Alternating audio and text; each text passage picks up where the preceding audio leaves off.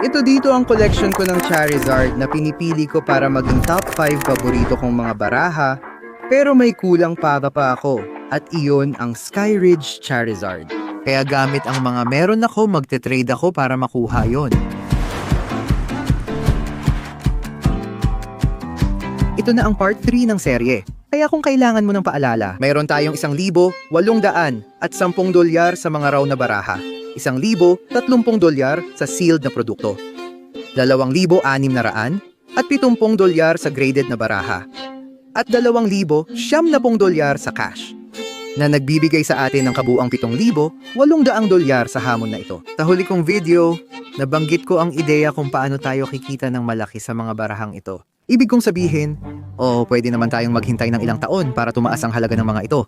Pero sa totoo lang, nasaan ang saya doon? Imbes maghintay, naisip ko ang isang ideya. Pero hindi ko alam kung bakit. Pero dahil may sealed na produkto sa hamon na ito, parang gusto ko talagang buksan ang mga ito.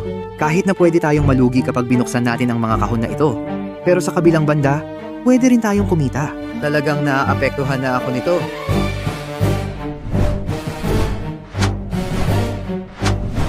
Kahit anong pilit kong kalimutan ang pagbubukas ng mga ito, palagi pa rin silang bumabalik sa isip ko. Kaya ginawa ko ang gagawin ng sinumang matinong kolektor ng Pokemon. Nagpicture ako at nilagay sa eBay para ibenta dahil nakakatukso talaga. Nagdesisyon akong ipa-auction sila dahil mas mabilis akong nagtatagumpay doon. Dahil doon, kailangan ko munang maghintay bago mabenta ang mga ito. Ngayon dahil may pera na tayo sa hamon na ito, naisip ko na panahon na para maging professional. Scalper. Kailangan ko pang practicein ang tawang yon. Kaya pumunta ako sa Walmart para tingnan kung meron na silang bagong Phantasmal Flame set. Pero wala pa rin. Masyado akong malikot dahil sa attention deficit disorder, kaya di ako makaupo at maghintay.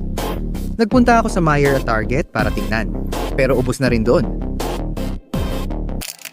Astig din naman yung binder. Hindi ko nga alam kung bakit ko ginagawa to. Parang sayang lang ng oras. Kaya umuwi na lang ako at naghahanap ng ibang paraan para gastusin ang pera ko. Doon ko nakita yung isang website na nagbebenta ng graded cards sa isang mystery box. Naisipan kong bumili kaya kumuha ako ng 10 at gumastos ng 1,900 dolyar. Sana sulit ito. Habang hinihintay ko ang mystery box, nag-check ako ng mga direct message ko sa Instagram. May natanggap akong direct message mula sa isang misteryosong tao na nagdala sa atin sa ideya na naisip ko mula sa huling episode. Sige, kakakuha ko lang ng direct message mula sa lalaking ito na ang pangalan ay TCG Cipher. Sinabi niya na gusto niyang tulungan ako sa aking hamon. Mukhang nagre-restore siya ng mga Pokemon card. Dapat mong tandaan na ang halaga ng Pokemon card ay depende sa pagiging bihira at kondisyon. Mas malinis, mas mahalaga. Pero dito na tayo papasok sa madilim na bahagi ng Pokemon. Ang pagre-restore.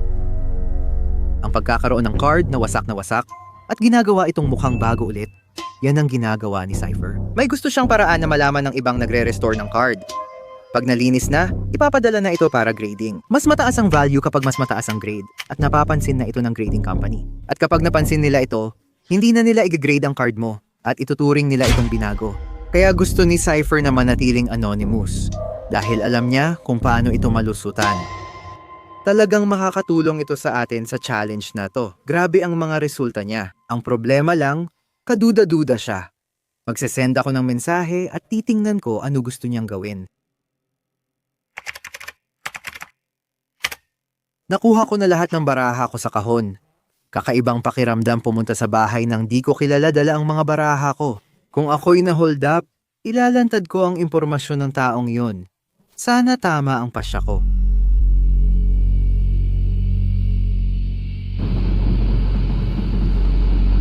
Talagang kahina-hinala ito.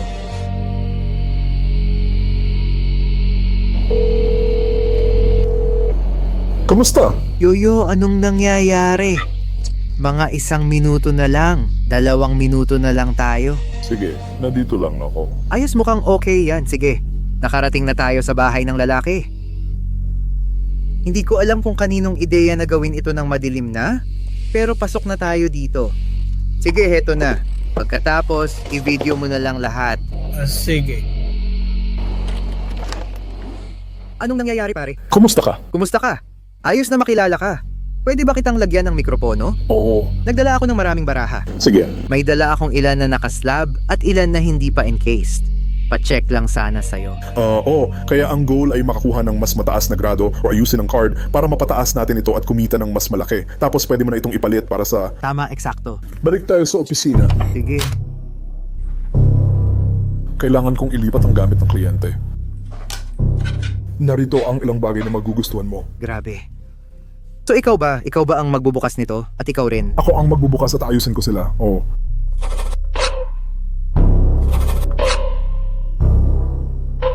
Ayos yun. Sa tingin mo, anong grado nila pagkatapos? Itataas nito ang ilan. Ito baka umabot ng 7 o 8. Iba-iba ang bawat card depende sa panahon at sira. Maganda siya parang nagpunta ka sa doktor. Halimbawa, pareho ang sakit nyo pero may mas mabilis gumaling, di ba? Depende talaga kung gaano ka gustong makipagtulungan ng card habang inaayos mo ito. So ano mismo ang ginagawa mo? Huwag mo lang masyadong ibunyag lahat. Pinaalala ko sa card kung paano ito dati. Nang hindi ko binabanggit ang ilan sa mga personal kong paraan, maraming konsepto sa larangang ito ang umiikot sa mga ganoong ideya. Alam mo, yung paggamit ng ilang mga espesyal na spray na binibenta ng iba, hindi ko ginagamit ang mga yun. Purong distilled water lang talaga ang gamit ko. May mga paraan gamit ang tamang humidity para matulungan maibalik at ayusin ang mga hibla sa dati nilang anyo. Wow. Wala akong ginagawa na nagdadagdag o nagbabawas. At maraming tao sa larangan na ito ang gustong tawagin itong pagbabago. Pero naniniwala ako na ito ay pagpapanumbalik. And sa tingin ko, kung kaya mong ayusin ang isang card at walang makakaalam na ito ay naayos at napagtrabahuhan at mukhang perpekto, parang galing sa pabrika, may ginawa ka ba talaga? Sige, ito na lahat ng meron ako ngayon na may grado. Sige, gusto ko marinig ang opinion mo. Ano ang grado niyan? Ano ba ang grado niyan? Yan, kinuha ko yan mula sa bagong bukas na pack. Kaya malamang. Binuksan mo ang isang pack para makuha ito. Oh, Ang galing nun. May problema lang sa ibabang sulok, sa ibabang harap ka ng sulok. sige, oo nga, grabe, sige. Maayos pa ba yun? May paraan para ayusin yan, pero ganito kasi, sinasabi ko rin ito sa lahat ng kliyente ko. Oh, Karaniwan may patakaran ako na huwag mag-crack ng 9 dahil kapag na-crack mo lang, minsan sinasabi ng grader na 8 lang, kahit 9 talaga. Gusto mong sumugal lang sa mga card na halos sigurado ka na at sinasabi ko yan ang magaan kasi wala namang kasiguraduhan talaga. Pero gusto mong sumugal sa mga card na, kumbaga, mas mataas talaga ang chance mong tumaas ang value. tiningnan niya lahat ng card ko para malaman kung alin ang pwedeng ayusin o tumaas ang value kapag pinagrade. Yung centering niya medyo sablay pero 6 pa rin siya, kaya hanggang dun lang ang ibababa ng centering. Mukhang may dalawang nakaangat sa itaas. Ibig mong sabihin may potential pa. Maraming potential dito. Sige, Sige, kailangan lang nating magtrabaho ng kaunti sa itaas. And maririnig nating isumite it at malamang makuha natin ito pabalik na may grade na 7 o 8 kahit na hindi maganda ang pagkakacenter sa totoo lang. may nakita pa siyang card na nilagyan ko ng presyong $250. Magandang kandidato iyon. Ay, may maliit na UP. Sige, Sa gilid, ibig sabihin mag-auto 6 na ito. pwede pa ba itong ayusin? Oo, sigurado. Madali lang ayusin. Isang araw lang tapos dapat maging 7 or 8. Malaki rin ang itataas mo. Alam mo ba ang halaga kapag tumaas tayo mula sa A? Kung makakuha ka ng 7 or 8, tama ka, mga 700 piso yon. Wow. Raw, ganito talaga siya ngayon. Di ko alam paano mo nakuha yung presyo, pero parang nasa 300 lang. Wow. Ibig mong sabihin, $400 ang itinaas ng presyo? Matapos suriin ang lahat ng baraha, may nahanap siyang ilang kandidatong sulit gamitin.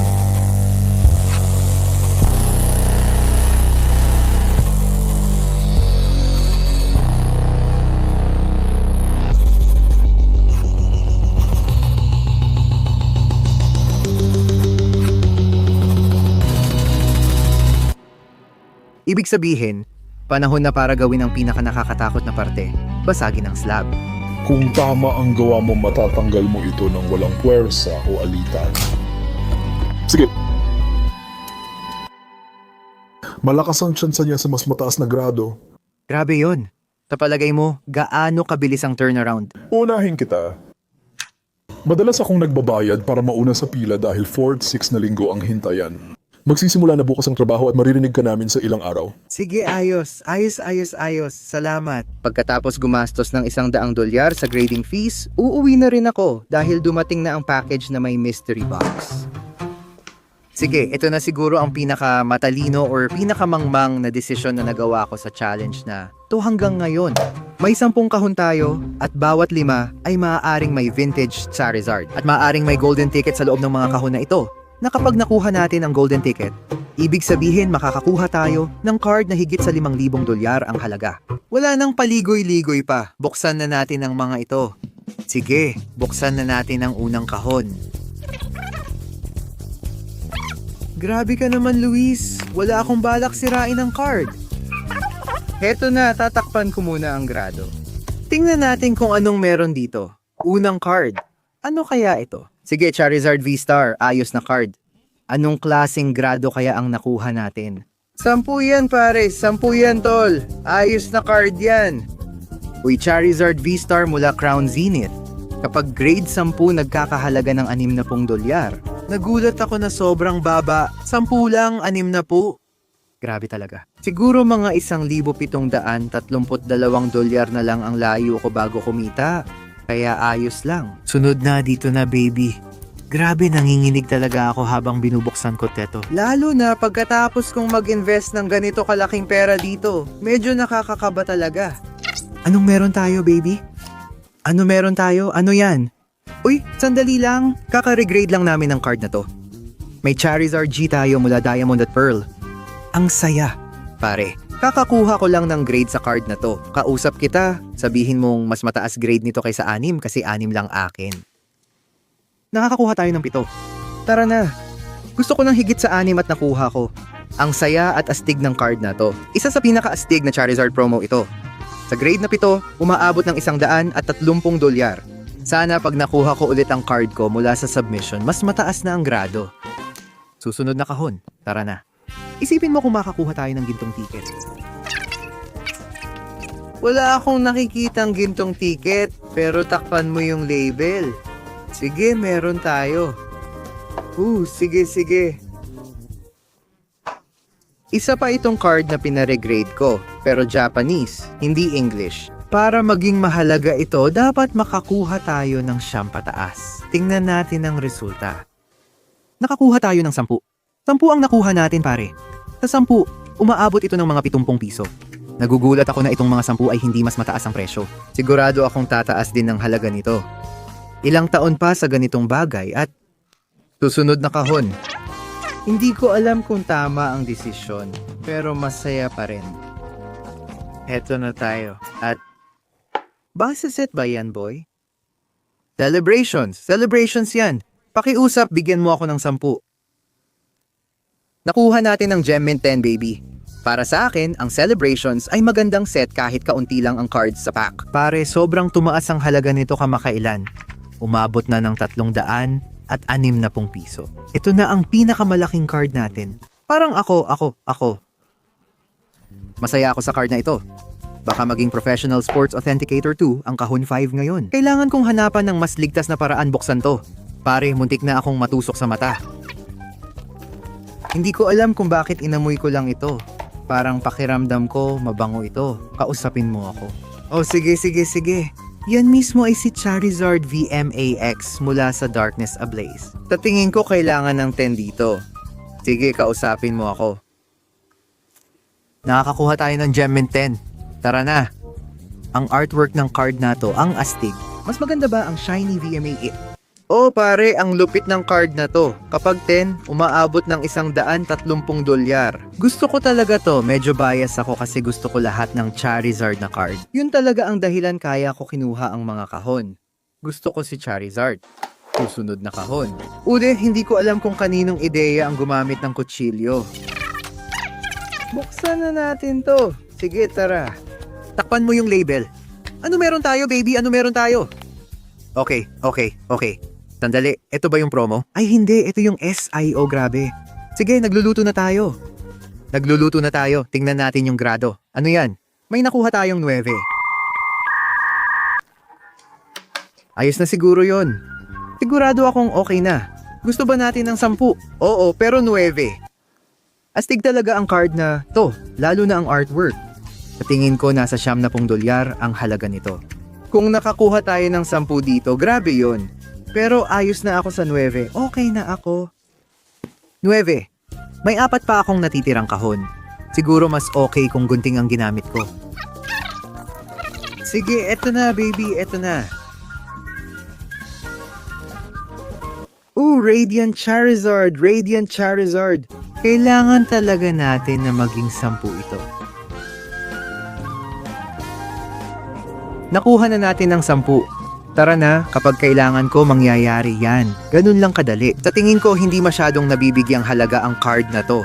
Pare, makinang na Charizard yan. Okay, alam ko nakasulat Radiant. Pero alam mo na, Radiant, Shiny, pareho lang yan. 6, 7. Ang presyo ni Charizard ngayon mga ₱100. Nagugulat pa rin ako na hindi pa ito mas mahal. Hindi nabibigyang halaga ang card na to. Pero sa tingin ko, tataas pa ang value nito sa hinaharap. Kakatukin ko to para sa swerte. Kailangan natin mga tol. Hindi ako magsisinungaling. Paki-like naman ang video para sa swerte. Anong meron tayo dito? Sige, Charizard V-Star yan. Japanese pa. Kailangan pa natin ng 10.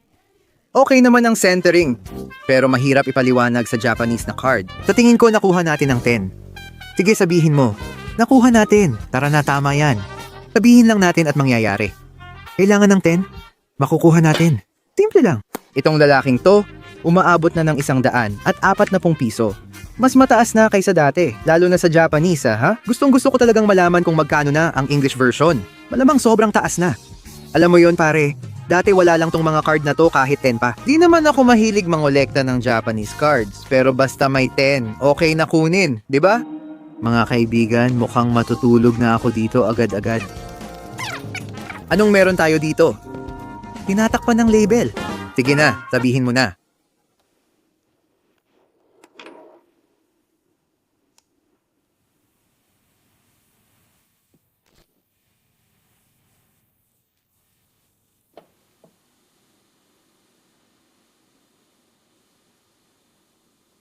Ay, nabigla ako. Nabigla ako pare. Nanginginig kamay ko. Sandali, may nakikita akong pampaputi. Kakakuha lang natin ng isang walang aninong Charizard. Iyan ay isang walang aninong Charizard. English ito. Iyan ay isang walang aninong Charizard. Hindi mahalaga kung anong grado natin ngayon. Ibig ko lang sabihin, mahalaga pero hindi talaga. Ang linis ng card na to. Grabe, sabihin mo sa akin ang grado. Kung 2 lang, masaya na ako. Ano nakuha natin?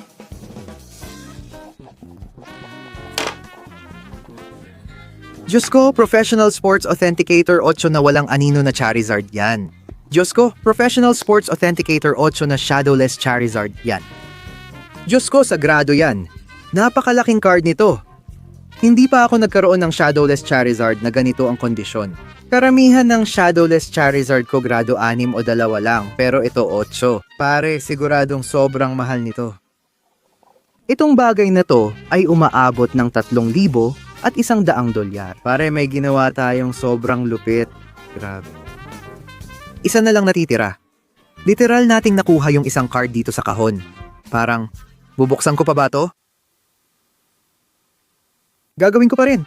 Hindi ako makapaniwala na nagawa natin yon. Mukhang hindi na kailangan tingnan ito, di ba? Oh, kailangan pa rin. Sige, kausapin mo ako. Ano meron tayo dito?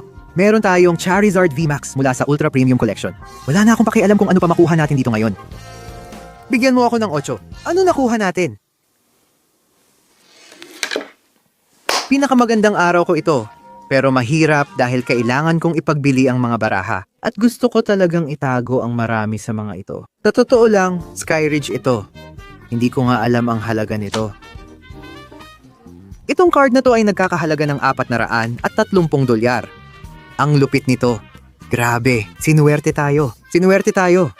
Pasensya na, ito ang panloob na Charizard. Sige, bibigyan ko kayo ng buod ng lahat ngayon. Oo. Kaya naman ang dami nating nakuha na halaga sa video na to. Kahit na halos nagastos ko lahat ng pera natin. Nasa dolyar. $90 na lang ang pera natin ngayon. $1,030 sa mga sealed na produkto na malapit ng maibenta.